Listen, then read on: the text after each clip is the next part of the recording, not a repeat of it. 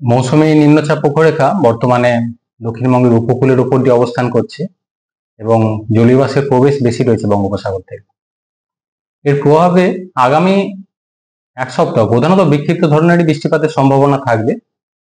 আজ 5 তারিখ বিক্ষিপ্ত হালকা থেকে মাঝারি ধরনের বৃষ্টিপাতের সম্ভাবনা, দু এক জায়গায় বজ্রবিদ্যুতের সম্ভাবনা থাকছে।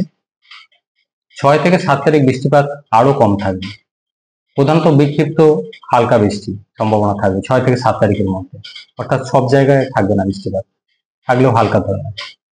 8 থেকে 9 তারিখ বিক্ষিপ্তভাবে হালকা থেকে মাঝারি ধরনের বৃষ্টিপাত, দু এক জায়গায় বজ্রবিদ্যুতের সম্ভাবনা থাকবে, অর্থাৎ সামান্য একটু বাড়বে কোথাও কোথাও। তারপর আবার পরবর্তী দুদিন আবার বিক্ষিপ্ত হালকা বৃষ্টি, অর্থাৎ আগামী এক সপ্তাহে যদি পূর্বাভাস বলা হয়, 5 তারিখ, 8 এবং 9 বিক্ষিপ্তভাবে হালকা থেকে মাঝারি বৃষ্টিপাতের সম্ভাবনা, দু এক জায়গায় বজ্রবিদ্যুতের সম্ভাবনা থাকছে। এছাড়া অন্যান্য দিনগুলো বিক্ষিপ্ত হালকা ধরনের বৃষ্টিপাতেরই সম্ভাবনা থাকবে।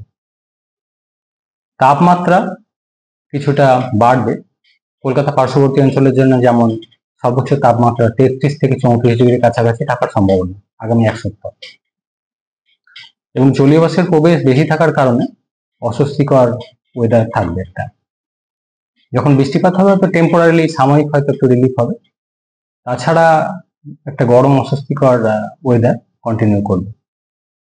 কলকাতা পার্শ্ববর্তী অঞ্চলের জন্য আগামী 24 ঘন্টায় হালকা থেকে মাঝারি ধরনের বৃষ্টিপাতের সম্ভাবনা থাকছে।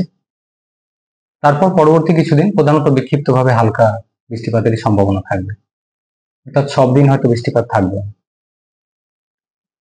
উত্তরবঙ্গের জন্য আগামী দুদিন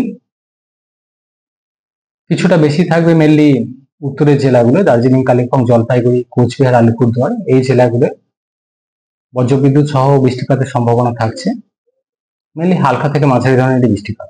7 তারিখ থেকে উত্তরবঙ্গে বৃষ্টিপাতের পরিমাণ বাড়বে, বিশেষ করে উত্তরের জেলাগুলো দার্জিলিং, কালিম্পং, জলপাইগুড়ি, আলিপুরদুয়ার, মেনলি এই জেলাগুলো 7 থেকে 10-এর মধ্যে দু এক জায়গায় ভারী বৃষ্টির সম্ভাবনা থাকছে। উত্তরবঙ্গের টেম্পারেচার কিছুটা বেশির দিকে রয়েছে বর্তমানে, কোথাও কোথাও 34 থেকে 36 ডিগ্রির কাছাকাছি রয়েছে সর্বোচ্চ তাপমাত্রা।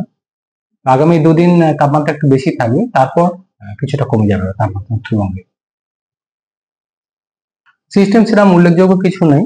মৌসুমী নিম্নচাপ অক্ষরেখা উপকূলীয় দক্ষিণবঙ্গের উপর দিয়ে অবস্থান করছে, জলীয় বাষ্পের প্রবেশ বেশি রয়েছে।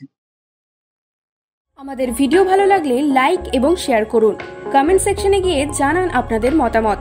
আরও ভিডিও পেতে আমাদের চ্যানেল সাবস্ক্রাইব করুন এবং প্রতি মুহূর্তে খবরের আপডেট পেতে প্রেস করুন বেল আইকন।